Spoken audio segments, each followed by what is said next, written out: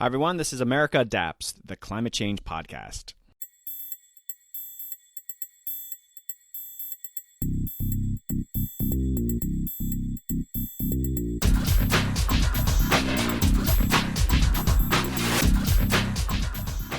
Hey, Adapters. Welcome back to the podcast. I hope you're all doing great. In this episode, I'm talking with Laura Schifter. Laura is a senior fellow in the Energy and Environment program at the Aspen Institute, and she's a lecturer of education at Harvard University's Graduate School of Education. She's the lead of the K12-Climate Action initiative being led by the Aspen Institute.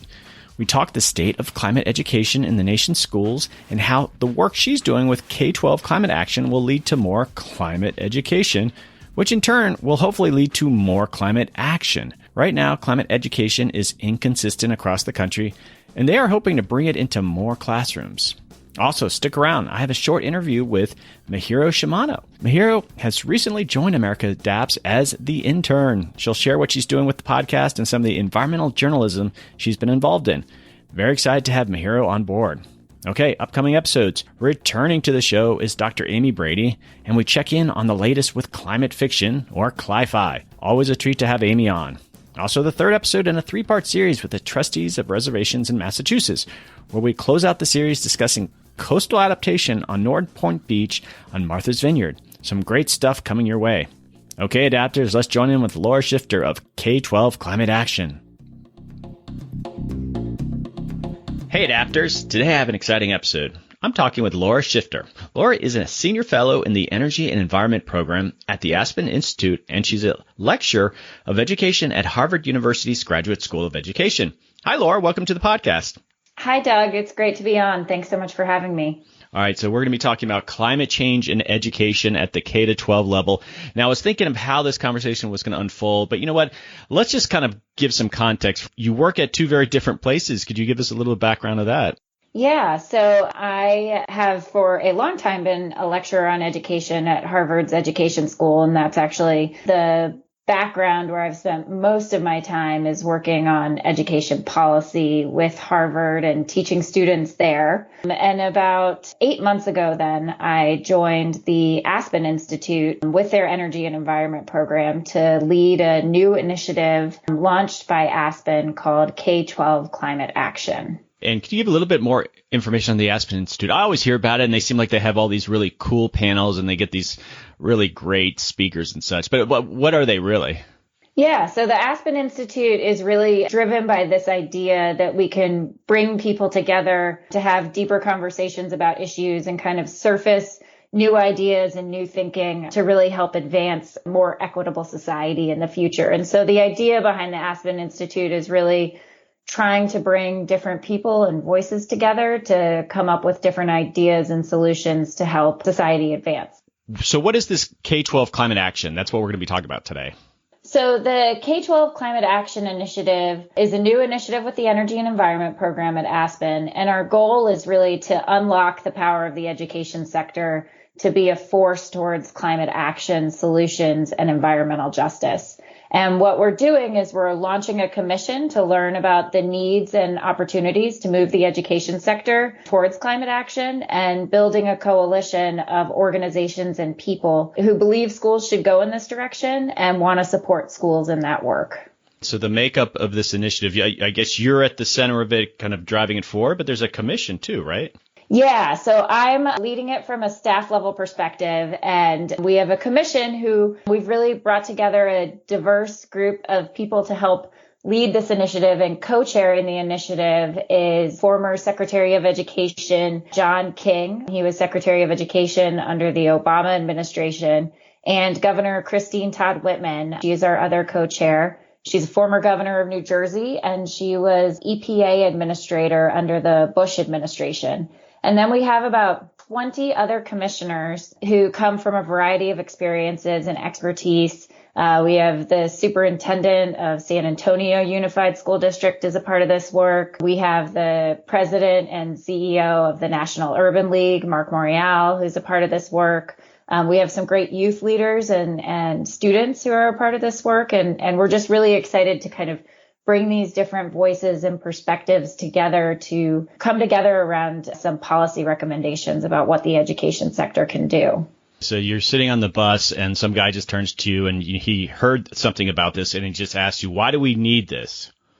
I think the reason why we need this initiative, there are kind of two big driving reasons why we need this initiative. Our schools are a large public sector with a significant environmental footprint. Schools are among the largest energy consumers of public sector buildings, and there are over 98,000 public schools across the country. And all of those schools have significant amount of energy, transportation, and food needs. Actually, our school buses, there are 480,000 school buses across the country, and that's the largest mass transit fleet in the country. So there's a tremendous amount of need to support our schools in moving towards climate action, but there's also a huge opportunity. If we start to really think about what we can do to support our education system in this way, we're not only going to be transitioning a large public sector towards more sustainable practices, but we can also use that as a learning opportunity. There are over 50 million children enrolled in our public schools across this country. It's almost 1 in every 6 Americans. And that can be a real opportunity to help our children and youth start thinking about things in a different way in terms of humans' interactions with the environment, what the opportunities are to address climate change, how we understand climate change and its impacts on our society. So let's talk about the lay of the land right now. And what I mean is climate change is being taught pretty inconsistently across the country. And so I know you can't really take a deep dive in this, but obviously there's a demand for what you're doing. What's going on out there? First of all, one thing that's really important to say up front is that actually teaching climate change in schools is something that most people want. So when this issue has been polled, it's found that the majority of Americans, both Republicans and Democrats, want students to learn about climate change in schools. So that's fairly consistent. I think what we've seen in terms of how it's taught has been evolving over time. And one of the ways that we can look at the opportunities around schools teaching climate change is through something called state standards.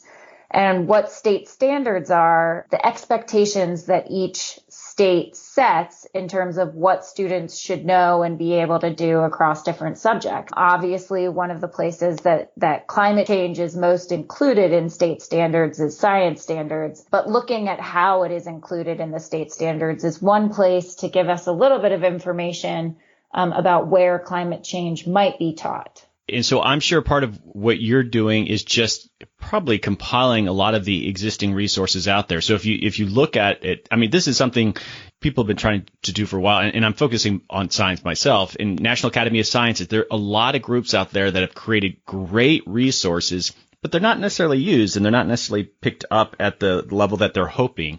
So is that a big part of what you're doing, is just figuring out what's out there right now? Yeah, so that is our first step right now, is doing a bit of a landscape and seeing what's out there right now, what states are doing. Obviously, just looking at state standards in particular, that's not going to necessarily tell you exactly what's going on in the classroom, because the state standards set the expectation, but curriculum and what's taught in schools is then often determined across different levels, whether that be the state, local districts, teachers in the classroom. And so there is kind of this need to look, okay, well, what are states doing first? And then we can kind of go from there to think about, well, what are districts doing? Where are there gaps and where are there opportunities for policies to help support schools in doing this work more and really thinking about how we teach climate change for all students. All right. And so that's probably a big issue there. Is I don't think a lot of people really understand how we set our educational standards. You know, the feds actually are pretty weak in regards to educational standards. And I don't know if maybe you want to kind of even explain that. And you just used that example. You could do a survey of the states and say, you know what, these states are doing really well. But then you drill down, okay, to the city level and then the county level, and you get down to the school level. And a lot of times it comes down to maybe what a teacher's comfortable teaching, especially with a subject that might kind of borderline be an elective. And so getting a real sense of like how many students are actually getting exposed to this must be really hard. Yeah, it's really hard to kind of piece that down. We actually have 2 youth perspectives on the commission, and actually hearing their stories growing up. One has grown up in Michigan. The other student has grown up in Alaska, and hearing them talk about their experiences within the education system, they've had to they're both climate activists, and they've had to learn about climate change through finding information themselves. They have not had robust exposure to it within their school systems. And so they've had to rely a lot on piecing information together. And that's one thing that we don't know. Even if they are in states where this might be in the standards, there might be a disconnect between what is in the standard and what is taught in the schools. And ultimately what you need to do is figure out why that disconnect is occurring. Is it occurring because teachers feel uncomfortable, like you said? Or is it occurring because teachers don't have the appropriate support or professional development? Is it occurring because in their local district, the curriculum is not completely aligned and they don't know the best ways to teach it? And if those are the gaps that are occurring or the barriers, then there are remedies that policymakers can seek and identify to help address those gaps, whether it be about thinking about opportunities to provide teachers with more professional development supports for their school district, or whether it's thinking about even our teacher preparation system and how we might build more awareness about teaching things around sustainability through our teacher preparation system so that teachers entering the school feel more prepared to do this work. Okay, so I'm going to give you a little anecdote. I have two sons, and I was quizzing my son this morning as I was preparing for this episode, my sixth grader son, and I probably should have asked this a long time ago. I asked, have you ever learned anything about climate change? Are your teachers bringing that up? And he's a bit of an airhead sometimes, but he was just like, yeah, my science teacher said that the scientists think that, we're destined to, the world will be flooded. And I just was like, what are you talking? And I couldn't quite get the right phrasing out of him, but there was obviously not a lot. And I didn't get a chance to talk to my high school son, and he's in a bunch of AP classes, but it wasn't great. So that's one anecdote of, he's already into sixth grade and there's really not that much exposure. And of course he hears a lot through me, but anyway, it's a big task. Yeah.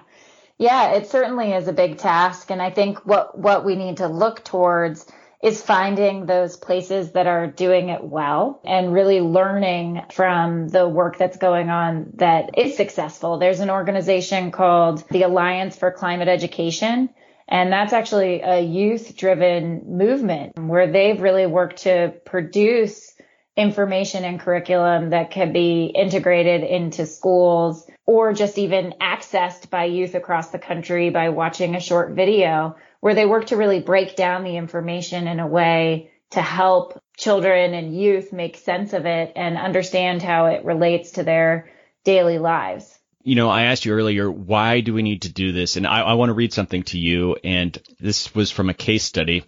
And this is quoted here. That's according to Eugene Cordero, a climate science professor at San Jose State University, who in a recent study surveyed students who took a one-year course that focused on community engagement, lasting environmental behavior, and climate solutions, among other topics. Cordero found that 5 years after graduating from the course, the average student had shifted his or her everyday behaviors to reduce his or her carbon footprint by 2.86 tons per year. So that's great. Yeah. Yeah. And, I think there was a study that came out this past winter. I feel like time's a bit of a blur right now, frankly, but that actually identified education as one major social tipping point to help our society really tackle climate change. And it's been an underutilized tipping point. And one of the things that we see also that researchers have identified with that when we teach children and youth about these issues, that there's a spillover effect to parents and communities.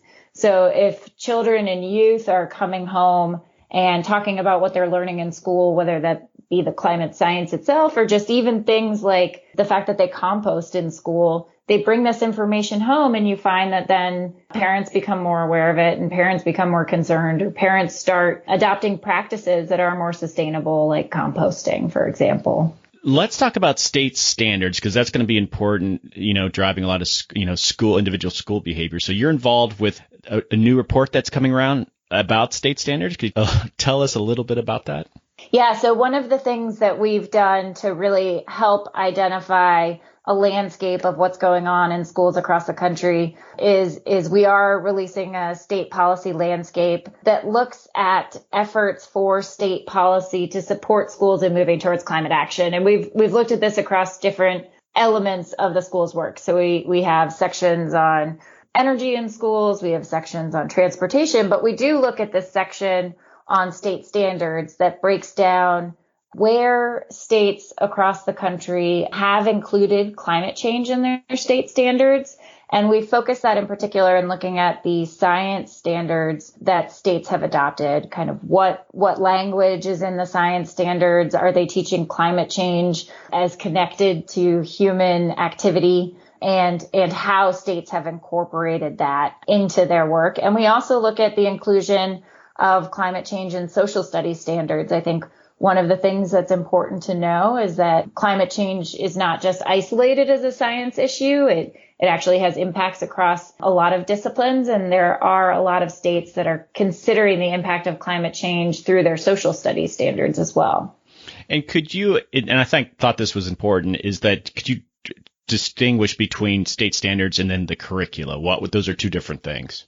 Yeah, so state standards are really the goals and expectations for what children should know and be able to do. So those are they're established generally by the State Board of Education, and they go through a process of being developed. And they outline for each grade, for instance, what they expect students to know and be able to do within that grade, within that subject. What curriculum is actually what's taught in schools. So the standards really establish that goal. And then the curriculum is what teachers and educators use to help children achieve that goal. And curriculum is supposed to be aligned to the state standard, and those are supposed to be connected to ensure that children can achieve those standards. But it is important to know that those things are distinct in the way that they operate. And we can't look at the charts that were in that, but it has things like, the state teaches climate change. And then I think there's a category that they teach climate change and they mention that humans are responsible for. I mean, these are very important distinctions. And then I think there was another third category, but there's other multiple charts. But that's obviously going to be very revealing on how states are prioritizing climate change. Yeah, it is. One of the things that we've seen, there's a group of states that have come together that use something called the Next Generation Science Standards. These are a set of standards that have really been built in collaboration across different states and with the science community. And those they've integrated a lot of the principles around what the science community and educators have identified as climate literacy. And those integrate how they think students should be able to understand climate change very effectively. There are about 29 states, I believe it's 20, have specifically adopted the Next Generation Science Standards. And then another 9 states have adopted essentially the same thing as the Next Generation Science Standards in terms of that level of specificity on how climate change is taught, how it's taught in terms of human activity, and really utilizing what educators and scientists say is the best approach for teaching that information. Okay, so you could have a state or a school board that's very open to teaching these things, and you have probably policy people, staffers that incorporate these things, but ultimately, how do you ground truth? I mean, those sort of the different categories. It's at the end of the day, what do those students really know about that? And if you look at math, you can ground truth, I guess, with standardized testing and such. Is there any sort of equivalent with climate education where you can say, and that one survey I just mentioned about like how they used their carbon footprint was reduced, there's a way of kind of ground truthing it. Is this part of the process that you're involved in? So we are not currently looking at kind of assessing student knowledge across the country. I think that's one thing in terms of the commission's work ahead of them to learn about the needs and opportunities to engage schools in this work.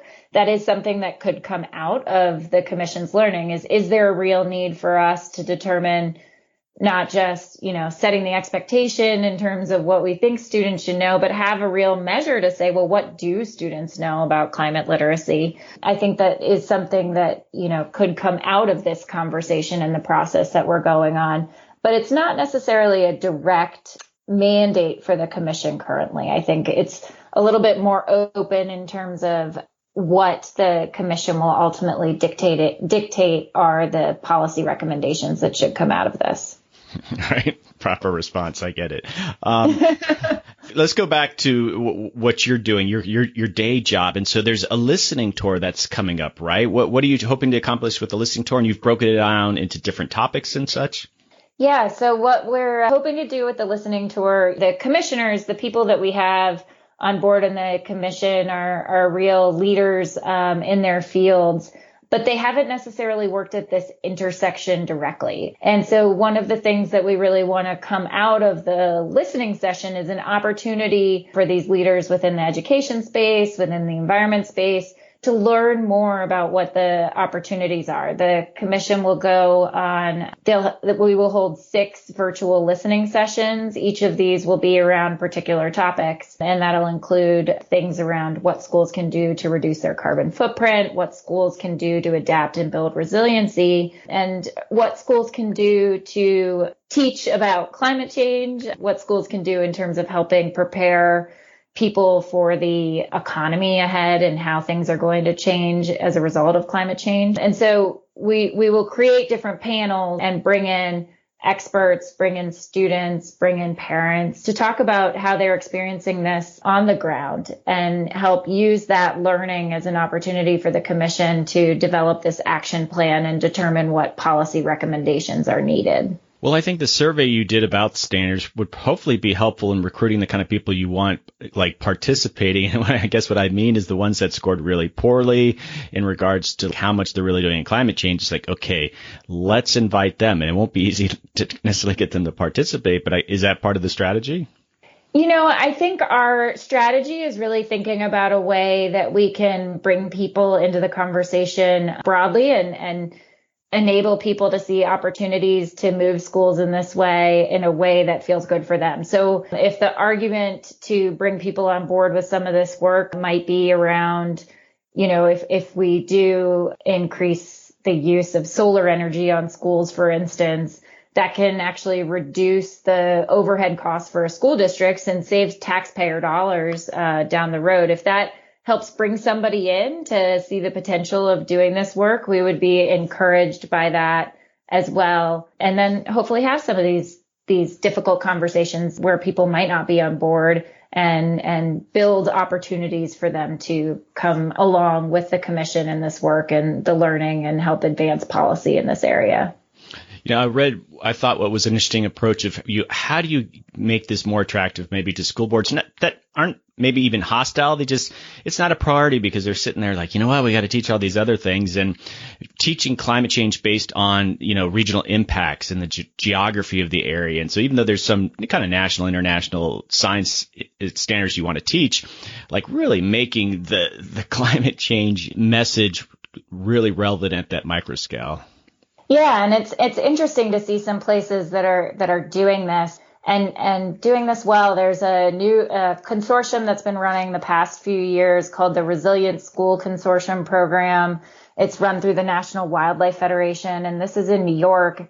And what they're really doing through this work is they're partnering schools with local community organizations, and middle school students are learning to assess their local community's risks related to climate change. And they're learning about strategies around building resilience for the community and thinking about how to be problem solvers within this space. So, you know, one aspect of it is knowing kind of that big macro level of what is occurring in climate change, but bringing it down to the local community and having youth work with local community organizations to help build strategies for them there, I think is an effective way to get people on board.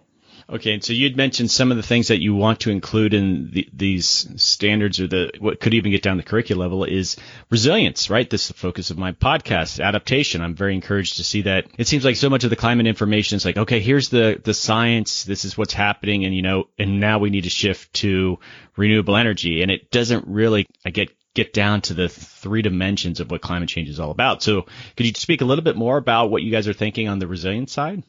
Yeah, so I think there are a couple components to think about on the resilience side. I think there's the instructional component, which we've talked about, and, the RISC program is one example of that. There are other schools. There's a high school in New Orleans, Louisiana, where people are taking part in coastal restoration projects. And again, like working with those local communities on that effort. There are efforts in rural Colorado that are, again, really relying on community and school partnerships to think about what are the fire hazards and what can the community do in terms of building resilience and preparation for that. But then there are other components that school systems also need to think about in terms of building resilience themselves and adapting and preparing more for climate disruptions. And, I think one example of this, which I think a lot of people have experienced recently, is what we've seen with schools in terms of the COVID-19 pandemic. And a lot of schools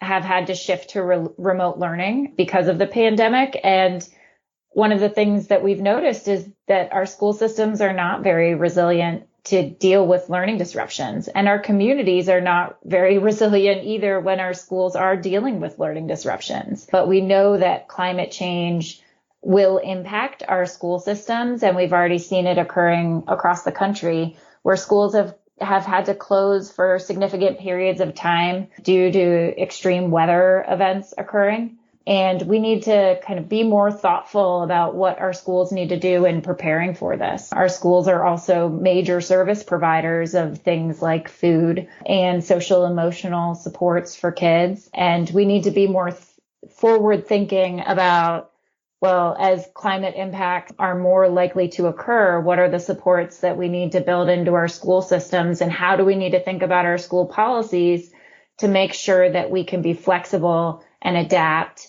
and continue to provide learning opportunities and services for children, youth, and families?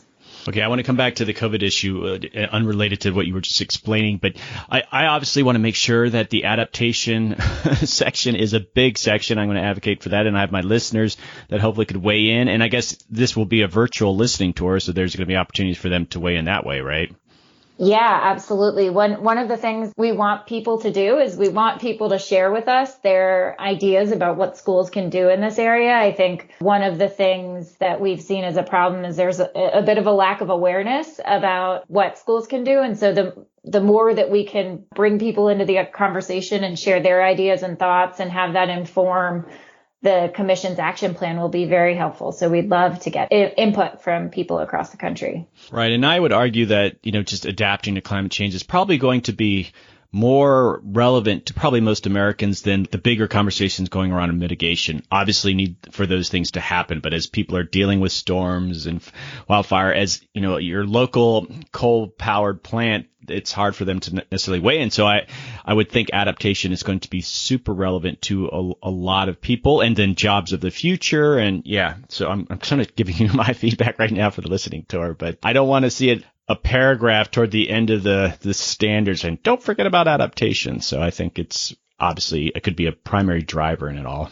Yeah, absolutely. I mean, I think we see each of these pillars as essential focus going forward. I think, mitigation being one aspect that schools really need to take on, adaptation equally being as important an aspect that schools need to take on, education being a critical aspect that schools need to take on. And our last pillar of focus, which kind of runs through the entire work of the Commission, is that ensuring that when we're in this moment and we're taking this work on, we're focusing on how to leverage policy to advance equity. I think, one of the things that we know, both in terms of climate impacts as well as things like infrastructure for schools, there's a lot of inequity that's currently in place. But while we're at the start of this effort to really focus on transitioning schools and building resilience, coming at it with a lens where we're ensuring that we're prioritizing communities that have all too often been left behind in the conversation is going to be critically important to the Commission taking this forward. There are ways to get students to learn certain things. And I think of different subjects, they have there's testing. So maybe you can't force, and that's not language you're going to use as part of this Commission. I realize this, but you're not taking that regulatory approach. But the SATs, the GREs, these are tests that come up and there's basic math that you have to understand. There's basic English and there's no way that you can get around it. And so the schools really want to teach those things. And so an approach where you're embedding yourselves in these national standardized tests, is that something that you're talking about? Or is it even part of the situation right now? So there are science assessments that are aligned to the science standards that states are teaching across the country. And so there is the ability to assess students on their science knowledge. Now that's more broad than just thinking about their knowledge around climate change in particular. And I have not done a look to kind of see if that has been segmented anywhere, but that is something that I'm sure people could do. And I'm actually wondering, there are some international assessments that might be able to do this better. Every several years, there's something called the PISA that's given across to students across the world, and it measures different components. And I don't know if the PISA in particular has a crosscut where it can look at climate literacy across the world. But these might be spots where you could get some of that information about how climate literacy is going across the country. I don't know if there would be kind of credentials that could be possible too. I know some people have floated the idea about having a component of graduation requirements be related to demonstration of knowledge on these issues, or you could graduate with a particular credential or focus on sustainability. But these are other ways where you could kind of integrate it in, where it wouldn't necessarily be an assessment given to everyone, but it might be an opportunity to incentivize students to go in a particular area or a particular field if they could get some sort of additional credentialing as a part of their education system. I'm aware that not every student goes to college. In fact, a lot of students go to college. And so I would have imagined that schools would probably change a lot of their curricula if they were targeting their education for those kids that were going to college. And hopefully everyone would benefit by changing that curricula. Yeah, I think that's right. And I think, and there are going to be ways of thinking about this in different programs. Career and technical education programs are really an opportunity to try and think about this stuff more deeply as well, in terms of thinking about the jobs for the future and what we are putting in career and technical education programs to help support people to be everything from, emergency responders to solar technicians or solar installers to wind turbine technicians to thinking about other jobs that might increase as a result of climate change, and especially those adaptation jobs that are out there. Well, yeah, and the GED too would be one of those really important tests that if you can get that embedded. And, I think about like the SAT and how much math you have to know to do well on that. And the vast majority of us aren't going to ever use that math. But if you think, instead of math, maybe they should have focused on civics and, how governments work and those kind of things. And you need that standardized information. And climate change, gosh, they could just serve the society so much better in the sort of basic information that we really prioritize. But all right, I get off my soapbox for a second there. Well, one thing that's really interesting to think about too is kind of not even just the specific knowledge, but really what are the skills that people need to be able to have, and thinking about one of the things that you talked about in terms of civics. But I believe this was the PISA that came out too. One of the things that Americans tested kind of poorly on compared to other countries was the ability for students to distinguish fact from opinion. And that is a skill. That's not, a content area subject. But if we started to think more about what are those skills that we need, how do we think more about problem solving? How do we think about supporting students in terms of being able to differentiate fact from opinion? These things would go a long way across a lot of these issues that we care about too. So this is a tough one, but you must realize how polarizing climate change still is for a lot of people. And so the notion of teaching our children things about climate change, this whole commission you're on, this whole initiative, K12-Climate Action, could easily become polarized or get a certain reputation, even though you guys are doing all the right things and you're saying the right things. And this is no like top heavy approach, but are you on the lookout for that? And I say this sort of a jest, but I'm actually quite serious too.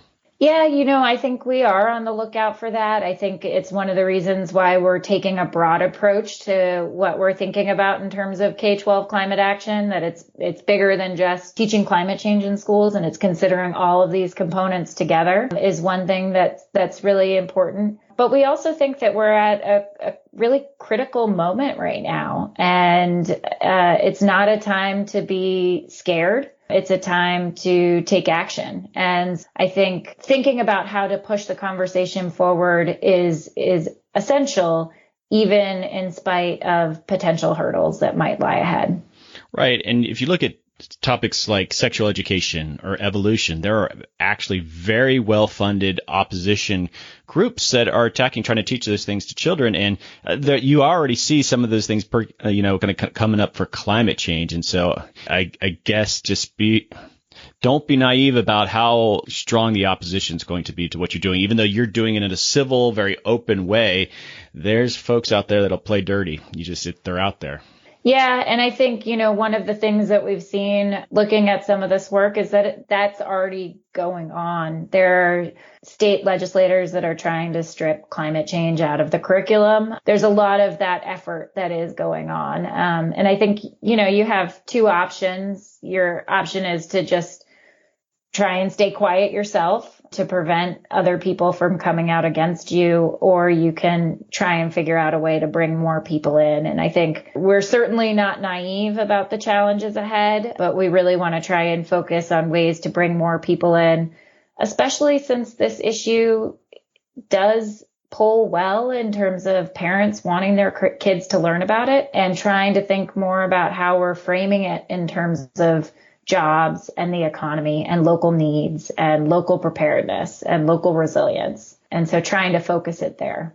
Yeah. And it sounds like the approach that you're taking, very open, very transparent. That's what you need to do right now. But when you guys get past that listening tour, you're getting there with recommendations. It's then what's the next phase, and hopefully engaging with maybe parent activists or folks more at the local level that it's not necessarily part of your group, but they can kind of take that more difficult fight down to the local level and tap into what you guys did through this process. Certainly. And that's our goal behind building a coalition alongside of the work that we're doing with the commission, is we really want to bring in organizations that have different perspectives, bring in people that have different perspectives that really want to, when this action plan and policy recommendations are released, can find their own space within their organization to try and push this work forward. And that's why we think it's important to get those, grassroots parents groups involved, as well as get groups like the National Teachers Unions involved and the PTA and some of those organizations, so that they can act on these recommendations once they come out. So you've sort of touched upon this a bit, but again, hopefully this will be feedback that you hear from people, is that as with a lot of things, there's an income inequality gap between different sectors of society, and you could easily have a climate education gap. Well, look, Portland, Oregon, they've got a great program, but this state over here has a terrible one. And it only accelerates. And sometimes the more people learn, which is a good thing, but it actually drives wedges between people if those other people aren't learning the same things, which, this is science. I'm sure that's on your radar, but that obviously is probably a big concern, that, you just have uneven pickup of climate education. Yeah. And I think that is something that we would certainly see take place across the board right now, because there's a lot of kind of momentum for school districts to start thinking about it. And you could imagine a school district, for instance, that has the money to be able to afford electric school buses, which cost more upfront. They are going to make that effort to do that transition now. And other school districts where things might be further behind, they're going to end up getting the old diesel buses from the community that could afford revamping to an electric school bus, for instance. What we think is the potential of the work right now is that kind of spreading of the haves and have-nots has not fully taken hold in this issue yet. A lot of schools have not started this transition and this forward-thinking process. And so if we come at it right now with many of these national organizations that are doing this work across the country and think about, well, how can we use this moment to advance equity? how could we think about recommending policies around school infrastructure that really target communities of color and low-income communities that have been left behind too much, and really use this as an opportunity to support those communities and have things be locally driven to accelerate this work. We're hoping can try and reduce some of those inequities that you might otherwise see in a transition that is not thinking about equity at the center. Right. It's a subject that just calls out for national standards, but national standards come with their own baggage that could create all sorts of problems. But, again, 10 years from now, you have half the states that are doing really well on climate education. The other ones made no progress at all. That's just going to create national friction. It's definitely, that's why you're here, right? You're here to try to prevent that, but I could just see it happening.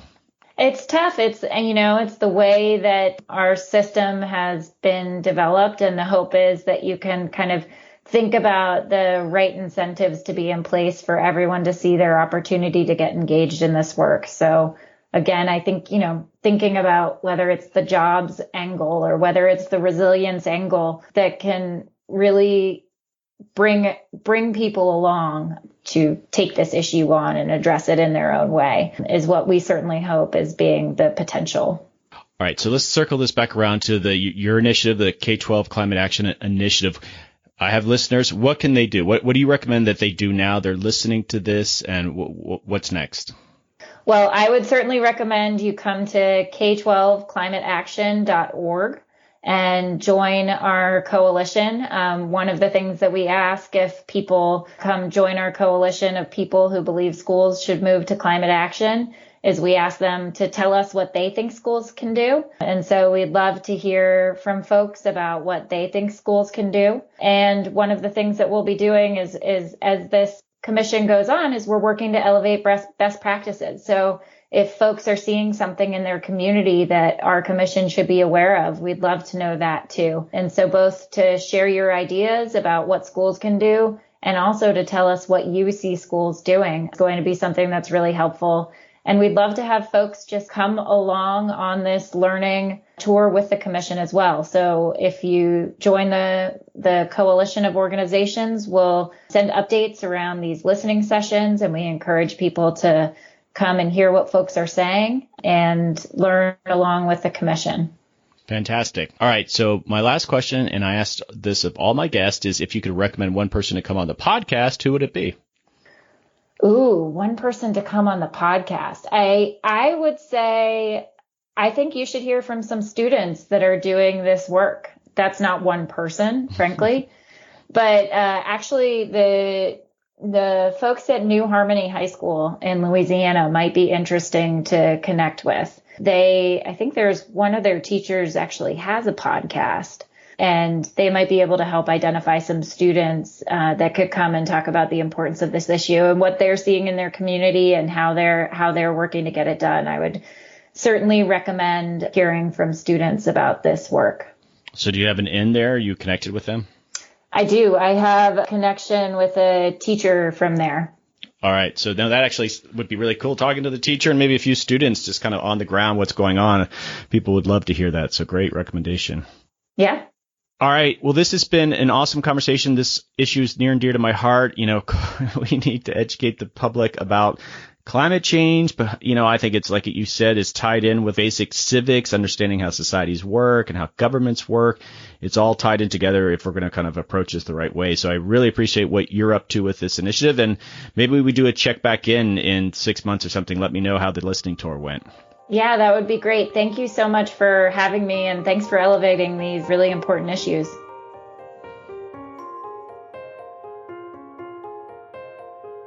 Hey Adapters, joining me is Mihiro Shimano. Mihiro is interning with me this fall semester. I want to introduce Mihiro to my listeners and let you guys know what an awesome job she's doing. Hey Mihiro, welcome to the show. Hi, thank you so much for having me.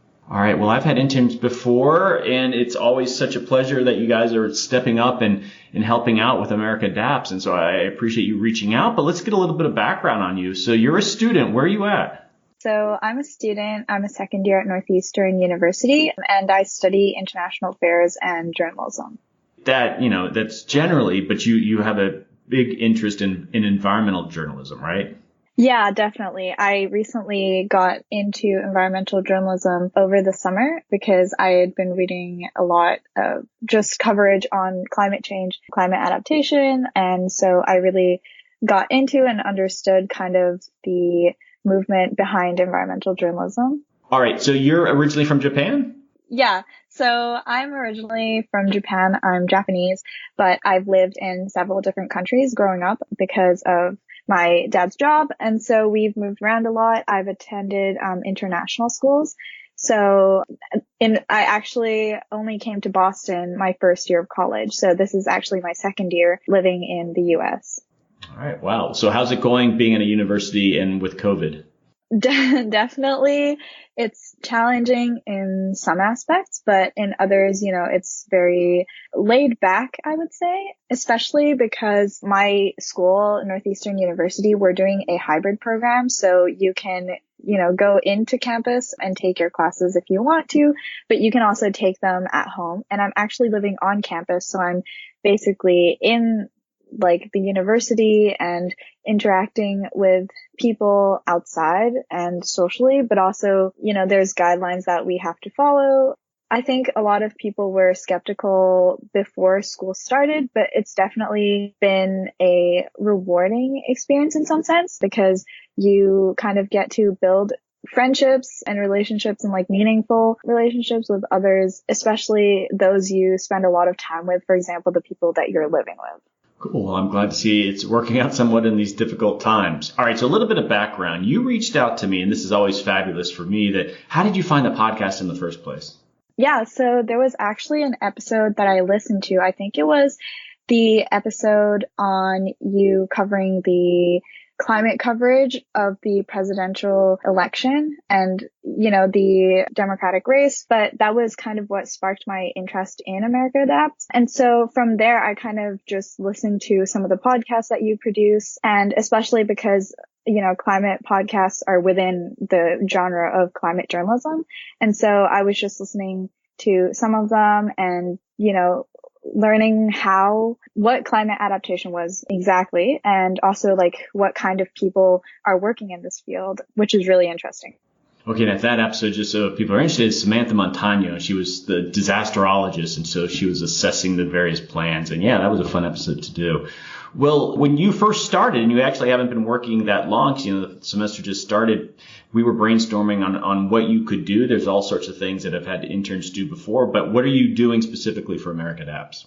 I started with the newsletter. The newsletter kind of was a platform, I guess, to build a community for climate adaptation and discussions on that, as well as promote the podcast, which is like a little bit, we include that a little bit in the beginning. But the main part of the newsletter is highlighting other climate podcasts, highlighting some news on climate adaptation, work that other people are doing, as well as webinars and stuff like that. So I kind of wanted to start this newsletter, or I pitched this idea to you because I had seen a lot of newsletters in terms of journalism, like newspapers sending out newsletters. And it's really a big thing nowadays. And everyone, has these newsletters that you can subscribe to, and they're either daily, weekly, or whatnot. And, you can read about it in a short amount of time, which I really enjoy.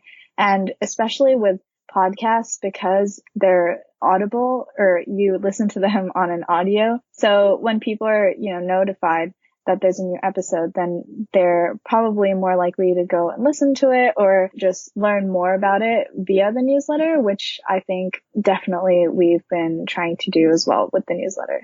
Folks out there, Mihiros done an amazing job. She did all the sort of background research. I had been wanting to do a newsletter for a while, but I just never had sort of the wherewithal to kind of do it. And so we've had 2 editions, and we'll have a third because we have an upcoming guest, and we've been publishing them every 2 weeks. And here does the vast majority of the work. And as you'd mentioned, we highlight climate podcasts because, it's a chip on my shoulder that there's so many newsletters out there that talk about webinars and all these other sort of resources, but very few of them actually mention podcasts, and they are great resources. So we made a point of trying to highlight not America Adapts, but other climate podcasts. Yeah, definitely. Okay, and so if you're interested in subscribing to the newsletter, you can go to the website, and we will just probably keep sharing it on social media. It's just slowly but surely. And if you are a subscriber, please consider sharing it within your own networks. And we also looking for material. Think about the work that you're doing. Maybe there's some stories or projects you want to tell. It's easy enough to kind of add a short piece on that. So we're encouraging my listeners to do that. So that's great. Mihiro's done an amazing job. I'm so happy I get her. I hope, knock on wood, for the rest of the semester working on the newsletter. But before, we kind of wrap up, I want to talk about just some of the work that you're doing. You're an environmental journalist, but you've written quite a bit. Do you want to share just a few pieces? And then I think you're also working on a podcast, but what is some of the actual writing that you've done? I'm actually involved, as a lot of journalism students are, in the school newspaper, which is called the Huntington News. I contribute to their newspaper by, writing some articles of things that happen on campus, things that happen in Boston, and things like that.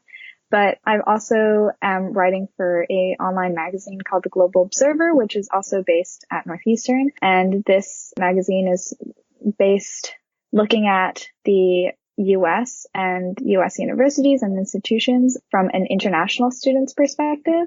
And so I think that's a very valuable perspective. And some of the work that I've done or writing that I've published are how the Black Lives Matter movement that, occurred during the summer spread through Asia, or also schools that opened up, universities that opened up in Japan, and how because they opened in the spring, and so how universities in the U.S. could look to them to see how it works and how students are adapting to the COVID situation and things like that. So I've written a variety of pieces, and I continue still to write for them. Well, you do great work. You are just a sophomore. I just imagine, 4 or 5 years out of school, you're going to be just in the thick of doing some amazing work. So I'm very impressed with what you've done so far. I'm very lucky to have you. Okay. And before we sign out, you're involved with a podcast too. That's very cool. What's the podcast? So the podcast is called the Universal Blueprint. And basically we create the podcast for the United Nations Association chapter at Northeastern. And briefly, we focus a lot on the sustainable development goals that the United Nations have put out there for 2030. And each episode, we look into one SDG and invite a guest to talk about their work in the SDG and also their work itself and where the goal is currently, and how it's kind of looking to project in 2030. So it's very international affairs based. Yeah. And if people are interested in actually listening to some of the content, is it in all the sort of normal places you'd find a podcast? Yeah. So we're under the radio station WRBB at Northeastern University. But yes, it's on Apple Podcast and Spotify. All right. So we'll include links to that in the show notes, make people's lives easier. Okay. And I'm going to ask you what I ask all my guests. If you could recommend one person to come on the podcast, who would it be? That's a tough question. I think one person that I would really like to see on America Adapts is Ed Markey, Senator Ed Markey for Massachusetts. He co-authored the Green New Deal. And he has been working for, he's been advocating for the environment. And I think the Green New Deal is a very, big thing that climate journalism and the climate world is, talking about. And so I think he would be a really interesting guest to have on your podcast. That's a great idea. He just won his primary. I know it was a kind of hard-fought battle there. And I actually got to meet Ed Markey. I saw him at an airport, and I went up to him when I was working, at the National Park Service, and I invited him to come visit the Everglades, because I was part of the climate change response program, and I knew he's very big in climate change as a House representative. So, he's always been a hero of mine. That's a great idea. I should get him on for just a much longer discussion. But that is and it would be a real treat to do that. So, great suggestion. All right, Mihiro, I'm going to let you go. Again, thank you so much for volunteering with America Adapts. It's just fantastic. The newsletter I'm thrilled with. We're on the second edition. I am sure we'll hear from you again, especially if people are reading the newsletter. But thanks for coming on. Yeah, thank you so much again. Okay, Adapters, that is a wrap. Thanks to Laura for coming on the show. What she's doing is so important. We just take for granted on what is being taught in schools. It's a huge opportunity to educate today's children and future students on the climate issue. We can't let it become this hot button issue in classrooms like evolution. We've already seen signs of this. Hopefully K12 Climate Action can include the right partners to make sure everyone feels represented in this process. But they also shouldn't shy away from how important this type of education is. Future generations are going to count on today's citizens being better informed about climate change, and that starts in the classroom. And on that note, don't forget to check out Podcast in the Classroom that we're doing. We've developed some discussion guides for specific episodes used in your class with your students. Also, with a huge transition to online learning due to COVID-19, consider using podcasts. Or students, ask your teachers to use podcasts. You can find the discussion guides on my website at americaadapts.org. Okay, so if you're interested in highlighting your adaptation work in a podcast via America Adapts, and yes, this is different than Cimpatico, think about using a podcast. I've worked with many partners before, World Wildlife Fund, Harvard, MIT, UCLA, the trustees. Maybe you want to tell your story via podcast. Reach out. Let's partner. Also, I do presentations to classes and keynote presentations at conferences. I know we're all taking a break from those at the moment, but feel free to contact me if you're interested in having me speak at your event. So most of you have heard me talk about the work I'm doing at Cimpatico Studios. Well, folks, that is full steam ahead. I'm hosting live talk shows on the Climate Adaptation channel. I've recently passed the 150 interview mark on Cimpatico. I'm interviewing climate adaptation experts, clean energy entrepreneurs, and academics from around the world.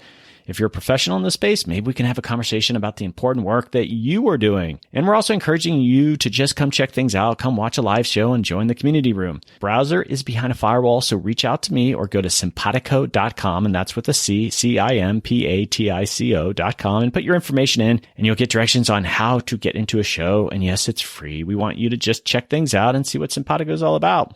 Some final housekeeping.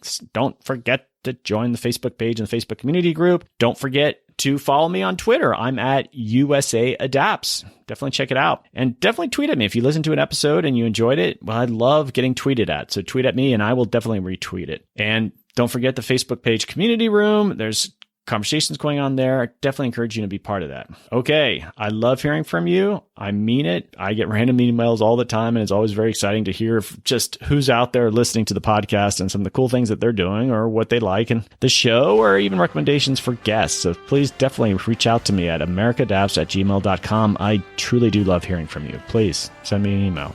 Don't forget to check out that website again at americaadapts.org. Okay, adapters, keep up the great work. I'll see you next time.